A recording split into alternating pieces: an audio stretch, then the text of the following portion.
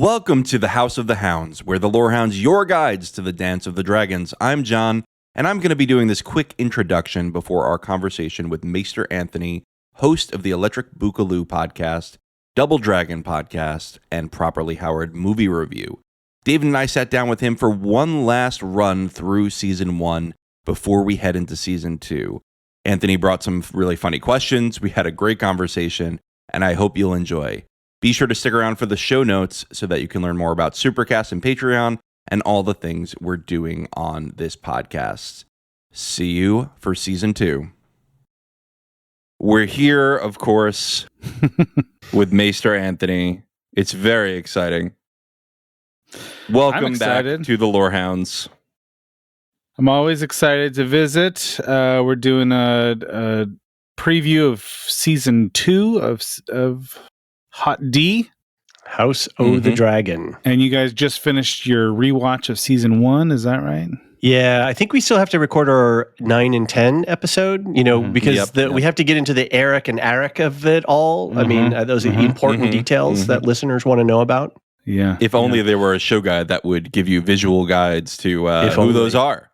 Let's talk about that, because I saw a preliminary notation page along these lines, and how do people access this, or can people access this? This is a subscriber exclusive benefit. So you got to be on the Patreon or Supercast. Yeah, how people become subscribers. It's all in the show notes. It's on our link tree. You can sign up for Supercast or Patreon. Also, we're doing a fun new thing now, because a lot of people are really sick of subscriptions and monthly recurring charges. So we're doing a Hot D season pass, where you give us $10 and you have permanent access to just the House of the Dragon premium stuff. Nice. Okay, let me tell you what I liked. So you guys have created a notation page that has thumbnails of every character in the show. Little bit of bio about them, just enough to keep people up to speed on, like, who is this person? Who are they allied with? What's their deal? If there's a lot of sure. There's a lot of people to keep track of, for sure. Yep. And I found it very helpful, and I think that if people were looking for a reason to subscribe, why not that? You got a basically a show guide that I know that you and friends have put hours of time into. Indeed. There's even a dragon bestiary, so you can you can look up a dragon. There's pictures of them. It tells you who the writer is, and then you can click on the name of the writer, and then you can go to that person's bio page. That's also a really handy thing. I looked it up the other day because I was trying to remember who was it? It was Vagar. I was trying to get some info on Vagar, and it was. You can even find out about Vermithor, who I think we're hopefully going to see more of this season.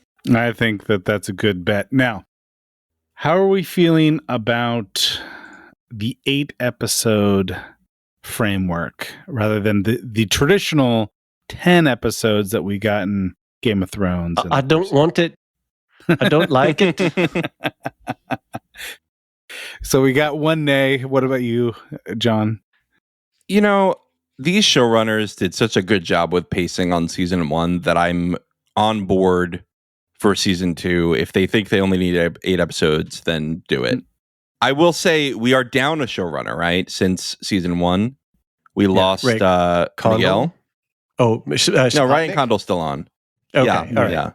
There was a whole controversy because his wife was one of the servants in season 1, and she had a producer credit, and she wanted another producer credit this season, and they didn't want to give it to her, so he stepped down. It sounds like that was part of it. But we don't have to get too into that. But we are that's some Steve McQueen level drama happening with this show. Yep. Okay, my feeling is that you got to tell the story that you think you have the meat for, right? So maybe, I don't know if I want like fluff episodes that land me at the same place I began with at the beginning of the episode. Okay. Right. I don't know. I mean, that's just my sense. It would be nice to have Would be nice to have 10 episodes, but I will say that given that it is Hot Lore Summer and we are covering a lot of things. There it is. You're a little slow on the soundboard there, John. I'm sorry. I don't have my mouse here. Mobile. I'm on my mobile rig. Okay. That having 8 isn't bad logistically speaking for us podcasters, especially since they're binge dropping The Bear, and that's kind of frustrating in a way because they could really own the middle of summer if they pace that out. That said, 8 is logistically not bad, but you're kind of swaying me with your argument that if the episodes are as packed and well put together, then I can see 8. I can live with 8, assuming that every episode is driving and moving moving us down the track. Because I really don't know what to expect this season. Mm-hmm. Well, that being said, now that I have reread Fire and Blood, I feel like as far as the full scope of this story goes, we've dipped our toes in. And, in season 1 was really just dipping our toes, giving the foundation, and most of the main plot is left. So there are a lot of things, and I think they probably could do 10 episodes a season, and we would still be wanting more. But I'm okay with, do the time skips you need to do the yada yadas. The only thing I think we'll miss is some of the traveling roadshow scenes. Like that was a flagship thing in Game of Thrones right. Was the Hound and Arya arguing over chicken. I'll eat every fucking chicken in this place, right? This is the problem with having so many dragons. It's like, why would you need to have a long drawn out roadshow when you can fly from point A to point B? That's a very good point. That is a very good point. In 10 minutes, right? No well, you got Corliss's ships, you got some ways to do slower travel. Sure. You can have more. There are some scenes like that even in season 1 of House of the Dragon. You remember Alicent calling Aegon an imbecile in the carriage. That was pretty fun. There's some stuff going on, but yeah, sure. Yeah, I hope they can continue that. Here's what I'm going to be missing on the 8 episode run is 2 back-to-back episodes of Eric and Eric. And just going deeper into their stories and understanding this brotherhood, this broken brotherhood. All right, that brings me to my. I thought that was funny. You guys are neither of you. Well, we both know because we've read. We've both know that's the problem. That there's something. There's something about those two that we shouldn't say. Okay. So, all right, we have to be quiet. Very good. Nice. All right, now listen. We're going to play a game if you guys are up for it. This is a game called Yuck, Yum, or Meh. All right. So I'm going to throw you a name and you're either going to say Yuck, Yum, or Meh. All right. Okay. So let's start with you, John. Let's start with Masaria. Yuck, Yum, or Meh. Knowing what's coming, Yum. I'd say. Oh, okay. Yeah. Right. I know the complaints about the accent. It's pretty bad. I don't. I'm fine with it. It's not. It doesn't take me out of it. So okay. I don't want to harp on it. And I enjoy. I will not yuck your yum in this case. I will. Well, you can yuck my yum. I don't care. We're all here. I got the thick skin for Hot Lore Summer. Okay. And so I'm okay with that. Okay. And then David, Masaria, yuck, yum, or meh. Last season I was meh, but mostly because she played a very tertiary role, even though she had key moments where she moved the plot and the story. But I didn't really get a lot from her. They kept her very singular dimensional, and I was just wondering. Just roll something in from season 1. Yeah. One of the things that she did in season 1 that I don't think that character gets enough credit for is she brings in the effect on the small folk where she goes to Daemon, you're a prince. You can mess with whoever you want, but I'm the one who's going to get fucked over when they get pissed at us. Right. And that's something that this show that's focused on royals really needs to do, really needs to say like, this is how the small folk are suffering. Yeah, I like that. No, that's a good point. I liked her in Devs. I liked her in other things that I've seen. I don't know. I'm going to say yuck on this one. All right. Okay. Okay. All right. Now, so go ahead. I just have a quick question too, because to me it was pretty obvious that they burned down her brothel at the end of season 1, but we saw no bodies. We just saw a burning building. So I'm assuming, if you don't see a character with a sword through the forehead, and even then, maybe they can come back for sure. I think Stannis is still alive. All right, go ahead. All right. Next one, we're gonna say yuck, yum, or meh for Larys. David, let's start with you. Larys. I'm looking up the Larys Strong. Larys Strong. He famously had the foot fetish. That's right. He burned down his brother and father and all of Harrenhal. I am going to say yum, because he is going to be a principal agent of drama, of dramatic tension. I thought you were going to say because you're a big Tarantino fan. Okay. Well, now I too. I don't. Go ahead. Can we define the rules of this? Like, are we saying yum or yuck? Like, do we want to have a beer with them, or do we want to see where this character is going? I'm defining it subjectively every single time. Yeah, I think this is a subjective exercise. Yeah, at its heart. That's fine. He's going to be a big rules. He's going to be a big gear turning. Yeah, whatever is happening around his plot is going to be consequential, right? That's what I mean. Yeah. All right. What about you, John? Larys Strong. I'm going to bypass these choices and say jail. Straight to jail. With the feet, just go to jail. All right. I'm going to say with Larys, I'm going to say yuck. Not a big Larys fan. I think you're probably right that there will be some interesting intrigue around Larys. Not my favorite though. I would rather see other kinds of intrigue.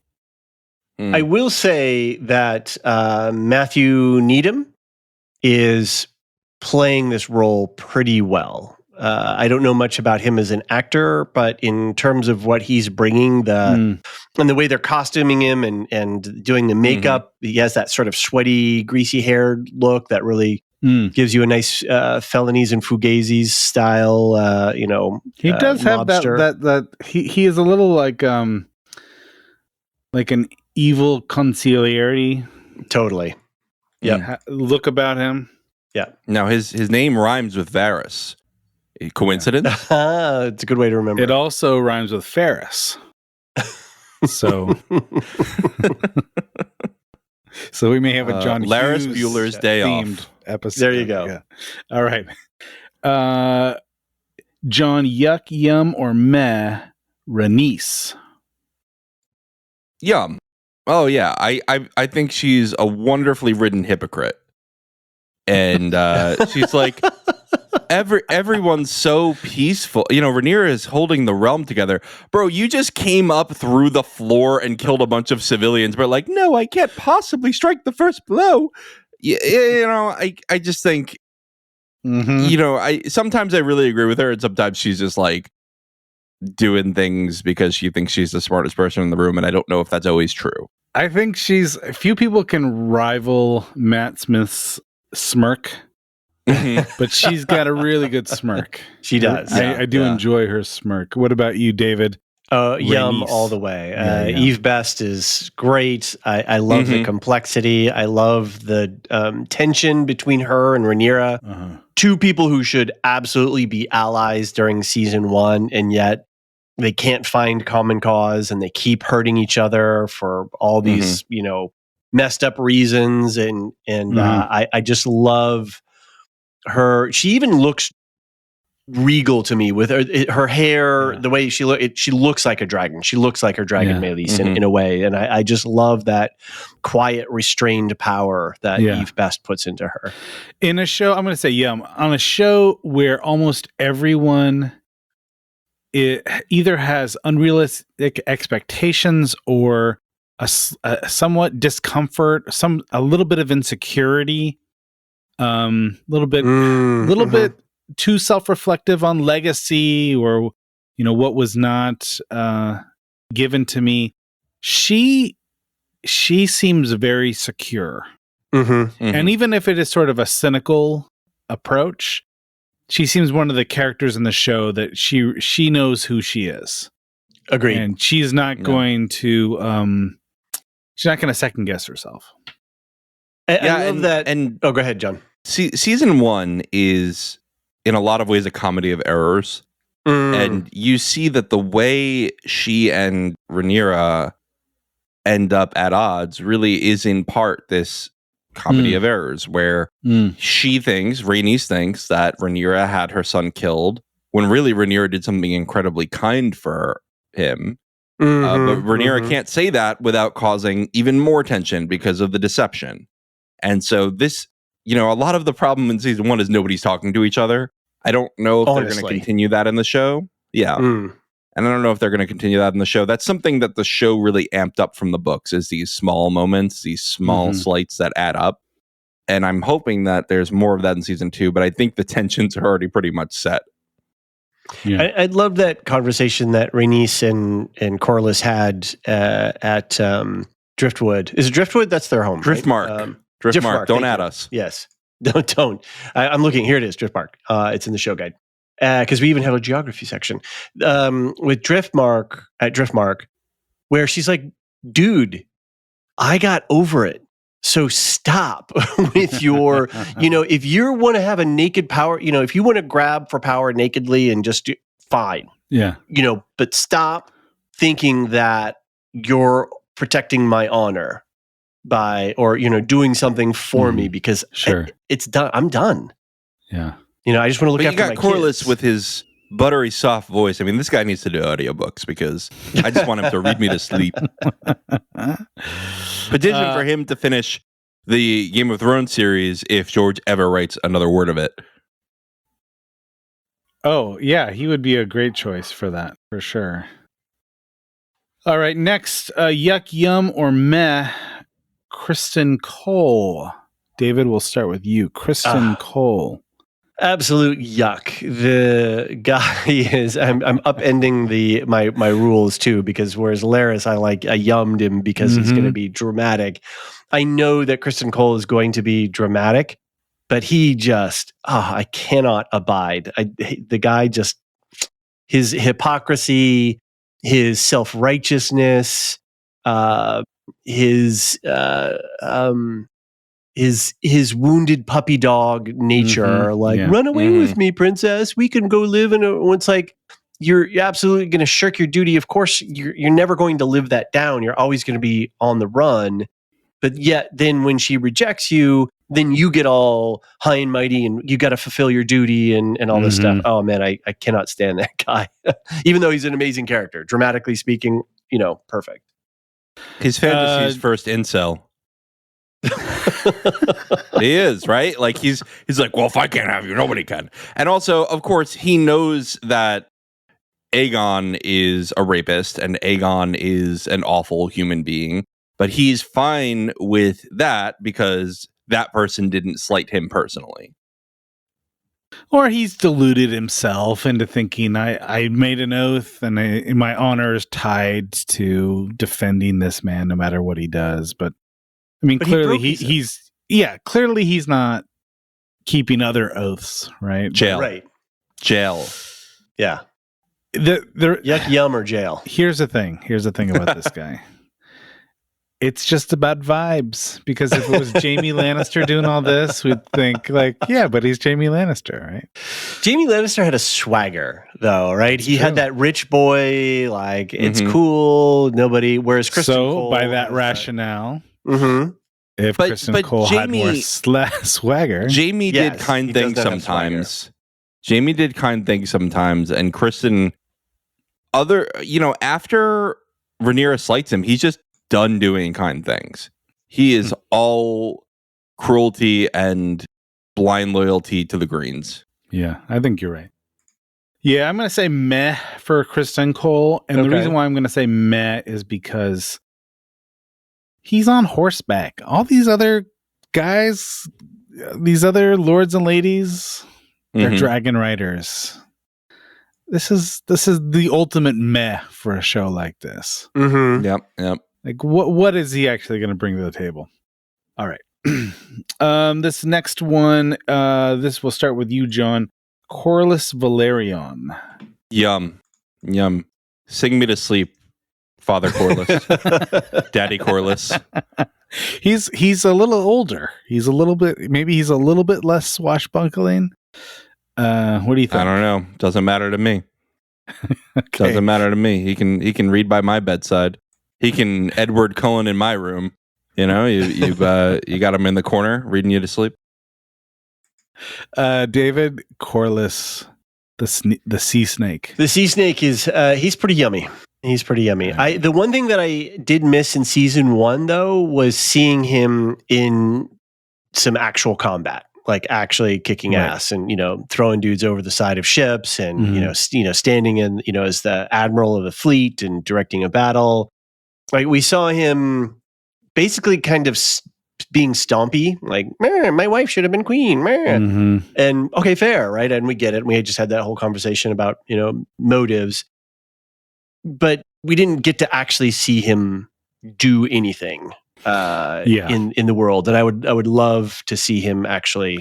So, as a book reader, and this is not a spoiler at all, but the vibes that he gives off are like, sort of Han Solo on the seas. And he just doesn't come across that way in the show. And so I've been kind of a meh with this character, but it could be that we'll see. Maybe we'll see a little bit better presentation of Corlys in the show in season 2. That is my hope. That's what we need for sure. All right. The second of his name, Aegon, King Aegon, or variously known as the Usurper. Let's start with you, David. Yuck, yum, or meh on Aegon II. Big yuck. Big Joffrey vibes. Big. He's just yuck all around, and I can't believe that Alicent, in all of her self-righteous self-pity, is going to promote this kid to the crown, to be the ruler of the Seven Kingdoms, and they think that they're going to control him. Her and Otto think that they've got some ability that you haven't been able to manage him now, and he's up to all kinds of stuff with the fighting pits and all this other Meshuggah. I just have no idea what they have deluded themselves into thinking. Alicent should have taken. I mean, like Rhaenys said to her, haven't you ever imagined yourself on the throne? It's like, yeah, girl, you should have just taken it. John Aegon II. I'm going to give him a meh, and here's why. He's a vile man. He is a rapist. He is a ring fighter with his children. But also, I really appreciated his work with My Chemical Romance. Those albums in the early 2000s were really great. I'm missing something. If you Google Gerard Way, Helena music video, this actor looks so close to it. Okay. Just dye his hair blonde and he's Aegon Targaryen. Before. Had not made the connection. Now, here's my feeling on this. I think I agree with you, David, on the general yuck. I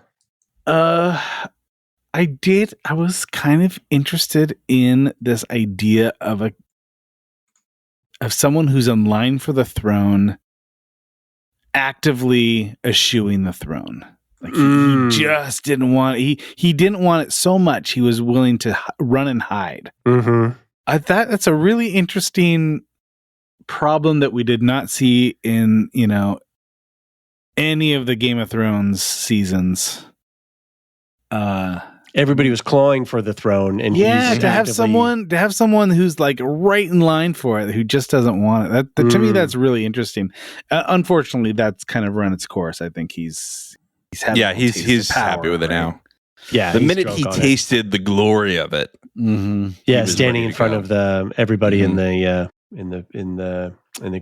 big hall there. Yeah, And I have shared a screenshot of Gerard Way from the Helena music video, which is also pretty funny that the music video was for Helena, and that's the name of Aegon's wife. I feel like he should belt it out at some point. Is that that pouty emo? Is that emo? I don't know. I missed emo, and so I never got the vibe. Emo, punk rock. It's all that kind of stuff. Okay, very pouty.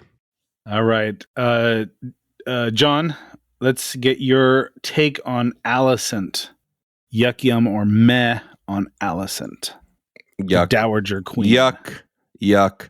I know that they want her to be sympathetic, and they are trying to play up this green versus black, and perhaps that will change at some point how I feel about the blacks, but I don't think that the blacks have done anything yet that is as bad as what the greens have done. And I think Alicent knows how bad the people around her are, but she turns a blind eye to it because it serves her.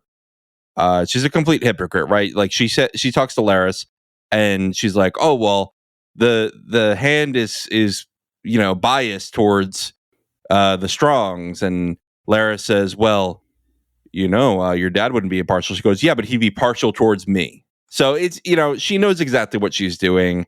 And quite honestly, I know that they tried to do the whole prophecy misunderstanding thing to give some justification to her believing Aegon should be king.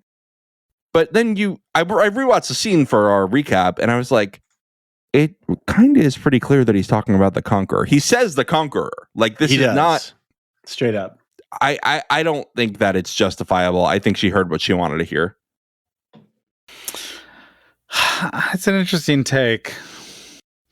And he never says yes after she's like, our son? It's like, what? And he's talking about a dream? I mean, come on. I bought it. I mean, clearly she is wearing green colored glasses, right? Very good. I'm giving her a yuck, but not a jail. Fair enough? All right. Okay. All right. I will take issue with the blacks haven't done anything that's as bad as the greens. Did Daemon not kill his wife? Ow. Is that the blacks or is that just But that's Daemon? not too... Yeah, first of all, that's Daemon prior to this whole thing. Second, that was not in service of this whole feud, right? This was just a personal thing like 10 years ago. Did Daemon not burn a servant in the house of the Valerians in order to... Like, burn his face off. He burned his face off. That's just normal. Then he choked his wife. He choked out. He did. He choked out. I mean, yeah. But Daemon's not king, right? And I mean, neither is Alicent queen. All right. I don't need to belabor this. I just do think that there is an odd bias, I think, in the fan base toward the blacks. We've got black colored glasses. I know. I guess. Yeah. Don't worry. Right, I think this season will make it a little more even. I will say that. maybe. David, what about you? Yuck yum or meh on Alicent? She's another perfect combination of yummy yuck. I cannot. She's black licorice. Yes, exactly. That's a very perfect. That is perfect. Green licorice. She is her, as I already kind of dumped on her before. An IPA, if you will. Very hoppy IPA. Her self-righteousness, her self-importance. I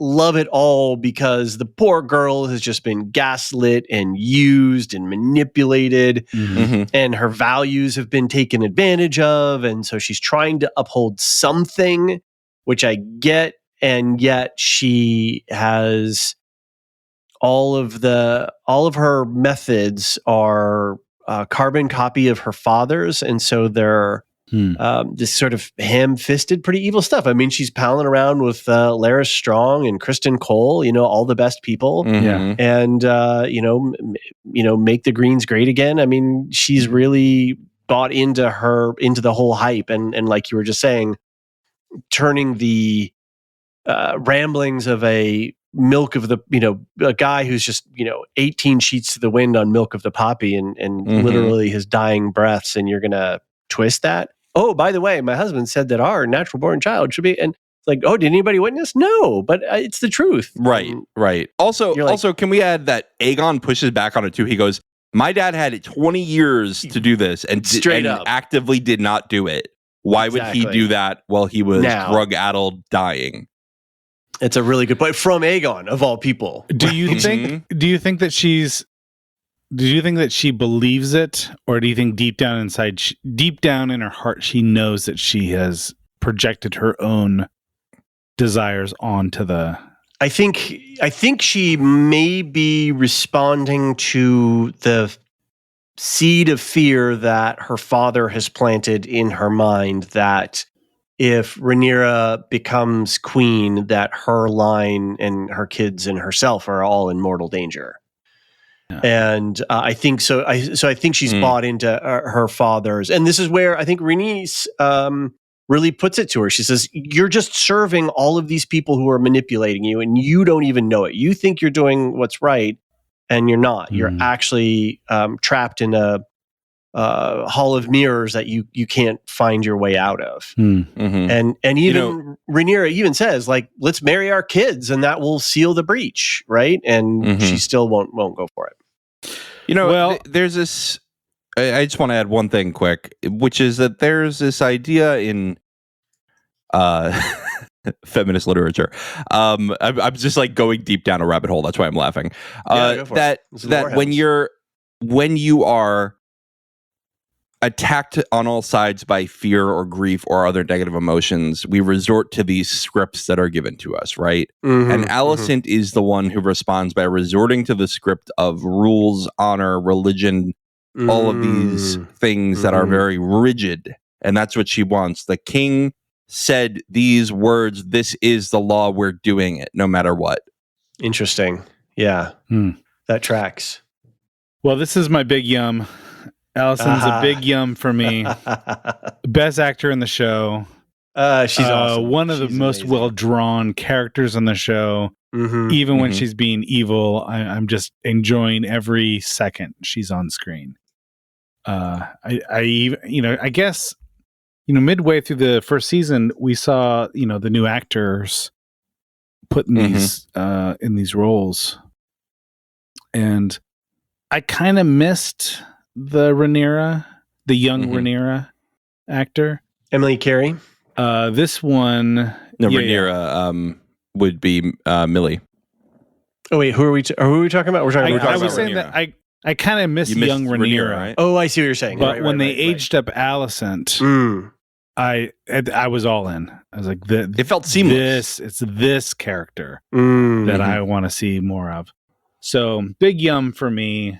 Can't justify all of her actions, but I do think that I understand her motives. I think she comes by her evil honestly. Fair enough. All right, next one, Aemond. John, we'll start with you. Aemond, yuck yum or meh on Aemond? I'm gonna steal David's yucky yum. I want to see him do his evil thing. I want to see him fall down a hole. I think they made him more sympathetic in the show than the book because they had the pig thing. He was bullied as a kid, which doesn't give you an excuse to do what you did. But and the accidental killing of Lucerys, which is definitely not something in the book. David, Aegon. I am very much yum for Aemon Targaryen. I love his haughtiness. I love his weird gem eye glowing. It sees through your soul. Right. It's so good. And I'm really hoping that we will see Aemond and Daemon face off. Because at the end of the banquet scene or the family dinner scene, there was a moment where Daemon was like, kid, don't even try it. And Aemon's like, okay. I hear, I don't know, are they cousin, uncle, brother? I don't remember their relationship. Father, uncle. Father, uncle. Yeah. They are, no, he's got to be his uncle, right? Yeah, he's brother. I'm joking. Yeah. I was making an Arrested Development reference. Don't worry about it. Yeah. No, but I was actually just trying to work it out in my head for reals too. Gotcha. And Damon's just like, don't try it, kid. And he's like, okay. But I'm coming for you. I'm coming for you, Unk. And I want to see that fight. Really would love to see big that. yum for me too. Let's go right into Damon. John, how do you feel about Damon?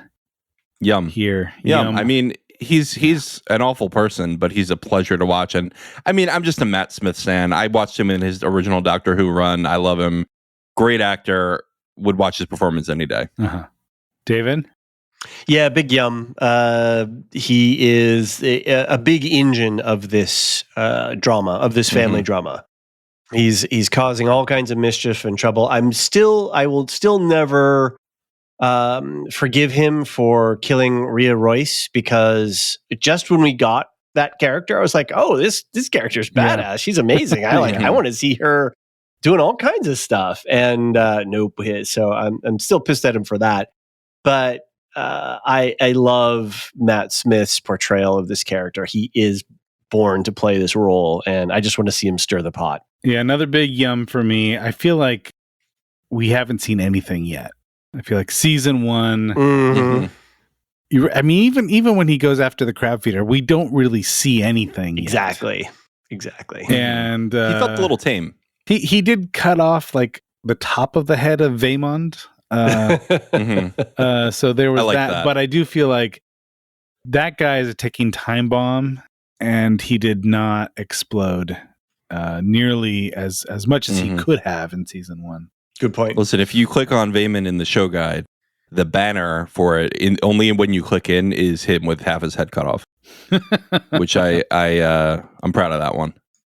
All right, yuck, yum, or meh, David. Otto Hightower. Ooh, boy. Big yuck for me. I mean, great character, great dramatic tension, but God, what an evil piece of, you know what? He is his manipulations of his daughter, his manipulations of his position. I really was bummed when Lionel Strong got burnt up, because he was a great hand.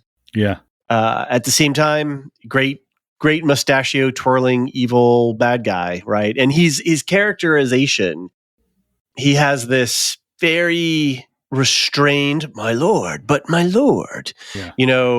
But underneath you can feel just there is gears within gears turning in this guy. He feels to me like a cross between Littlefinger and Emperor Palpatine. Yeah, good one. All right, John. Otto Hightower. Yeah, I think he's a yuck for me. I actually kind of think that his narrative arc has mostly run its course, and I want to see it passed off to the next generation. It's like Star Trek, right? You need a new cast every now and then. But yeah, and I mean, the guy really needs a Manscaped subscription, which you too could get with code Hightower. I mean, his beard is always looking too scraggly. He really needs it.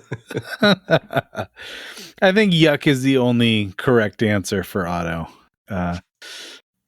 He was sort of necessary for season 1, because you needed someone who was behind the scenes. That was everything that they did was sort of going to create a domino effect in this, that would go towards civil war. He really kind of is the fuse for the Dance of Dragons, right? But if he just never was on the screen again, I would not be unhappy. I do really enjoy Rhys Ifans, where when Allison comes in and is like, well, the king said Aegon should be king, and he's like, really? He like can't contain his excitement. All right, final character, yuck, yum, or meh, Rhaenyra. We'll start with you, John. Yum. I mean, a pleasure to watch. On second watch, I really like Emma Darcy better than I did on first watch. I think I was just grieving the loss of Millie Alcock the first watch, but now that I've accepted that this is my new reality, I think Emma Darcy does a really good job portraying this character. And I'm looking forward to seeing all the Cyrax action this season. David? Cyraction? Okay, go ahead. Cyraction. Well played. Yeah, big yum. I too. I think you summed it up for me nicely as well. Loved Millie Alcock. but Emma Darcy really brings a weariness and an aged, hard-won wisdom to the role. And her tutelage at Damon's hand, and then her, like he was pretty awful to her right at the end there. And what is that going to do to her? Her sense of safety, her sense of, and then of course losing her son. Like, what are these things going to do to her, and how is it going to push her? So I really am interested in watching the what's that little thing from Inception? They spin the little top thing. Oh, the talisman? Yeah, and it's spinning, and is it going to start to wobble out of control, or is it going to, stay? And I think Emma Darcy's doing a great job with that. And it's a fascinating character. And I love the dynamic between Alicent and Rhaenyra. So this is one of the few characters that I think is better in the show than in the books. Nice. And I think that she brings a certain complexity to the role. I think that she's much better written in the show. And I think that you could easily fall into that old trope like, uh-oh, Mama Bear, you killed her little baby son, and now she's going to come for revenge. Yeah. But I kind of feel like with her, there's so much more underneath all of that. The deep sadness, right? Like, she doesn't want to do this. Yes. She doesn't want to kill everybody. But I think that she's like, you gave me no choice. I think so. And I think that there's something about, she is partially motivated by the prophecy. She's partially motivated by her father's legacy and what he would have wanted. She's partially motivated by revenge. She's partially motivated by, trying to do right by her family. So there's just a lot of different elements in this cocktail. It's not just that one trope. Agreed. So I do quite like this character. Cool. Gentlemen, where do people find your coverage of House of the Dragon this season? On the main Lorehounds feed. You can go to the show notes on this, or just search in your pod player for Lorehounds, and you will find it. And then and the lorehounds.com, nice hub for everything. And our website. And then I will plug again the season pass. So if you're interested in getting the early access with the ad-free and the show guide, and then you get forever access to our season 1 and season 2 coverage for a flat $10. Never have to pay again, but you can always keep that feed. And we just, hopefully it's a thing that can help, because like John said before, we're just so nickel and dimed by subscription services. And we thought, well, can we do something that makes a little bit of sense, where people still want to, get the goodies, and then, throw some support our way, because, we put a lot of work into a lot of stuff. And when's Corliss going to have a podcast? I mean, come on. He's ready for Hot Lore Summer. Who would be a good podcast partner for Corliss? Ooh, I feel like I could just listen to him and Rhaenys argue about anything. Yeah. I don't like their dynamic. Maybe him and Lionel Strong? Lionel Strong? It's going to be really hard for him to do that. He'd be the straight man, and Corliss could play up from there. Oh, I just mean because he's dead. Oh, it could be hard for him. I mean, yeah, fair enough. So Steve and I are going to be doing a bit of coverage over at Double Dragon, and I will be having on medieval experts from time to time to talk about episodes. We'll also be using that Double Dragon feed to talk about our House of the Dragon Fantasy League. Yes, how's that going? I haven't heard much about it. Everything is set. Okay, and we just have to begin the season and for our characters to start accumulating points for our houses. How is that gonna roll out in a podcast? How are we gonna understand like what's going on in the draft? Are you gonna do regular check-ins? Are you gonna have the folks back on? Yeah, we'll have the folks on from time to time. Also, we'll do a little feature every week where we get a little update. Okay. On these things. And then once the season has run its course and you think you're all done with House of the Dragon, then Steve and I are going to jump on the Bald Move feed and do a rewatch as soon as the season ends. Wow. So do Very a search exciting. for Hot D Bald Move right after the season's over, and then you'll hear Steve and I run through all of these episodes. Talk about, there's going to be so much coverage. It's going to be a flood the zone kind of Yeah, it kind of felt like with Steve and I, rather than competing with all of the coverage, sort of wait, and maybe we have a bit more, we'll have the diehard fans for sure. Sure. People who are like, I didn't get enough, I need more. But hopefully we'll be the only immediate rewatch in town at that point. Right? Get a little backdraft capitalizing on the... do a search for Hot D Bald Move for that. Otherwise, you can do a search for Double Dragon. And of course, always check in with the Lorehounds to see what the Lorehounds are up to.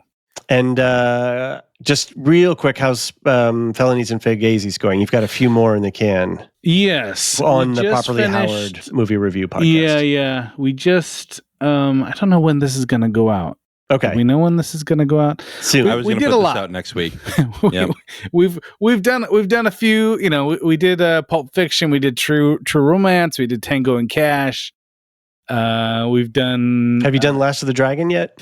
Barry Gordy's The Last Dragon is coming up. It's not quite. Maybe when this is out, we will have completed Barry Gordy's The Last Dragon, which is, of course, a favorite Rocky. of both Steve and I's. Yes. Yeah, definitely looking forward for that coverage. All right, guys. I'm sure we'll check in with each other soon. Yep, for sure. Thanks, Anthony. But have a great season. You too. We'll talk to you very soon. Thanks for always good to talk Anthony. with you. That was a great conversation with Maester Anthony. Before we go, I just wanted to go over our Patreon and Supercast benefits for this season. Of course, you can always subscribe to our traditional Patreon and Supercast services. You'll get early and ad-free access to all of our podcasts. You'll get access to the show guide for House of the Dragon, which has a dragon guide, a character guide, family trees, maps, and all of that fun stuff. I guess not a map, but it has a guide to all the locations. If you want just the House of the Dragon Patreon treatment and you're not into recurring billing, you can sign up for our season pass. It's the first time we're doing this. You can give us a flat $10 on Supercast, and you will get permanent access to the ad-free early episodes for seasons 1 and 2 of House of the Dragon. You'll also get the show guide. Of course, you can also get onto our Discord server where you can have a great time chatting with everyone about this show, about other shows. I know we're also covering The Acolyte right now, and Doctor Who we're finishing up the first season of the soft reboot with.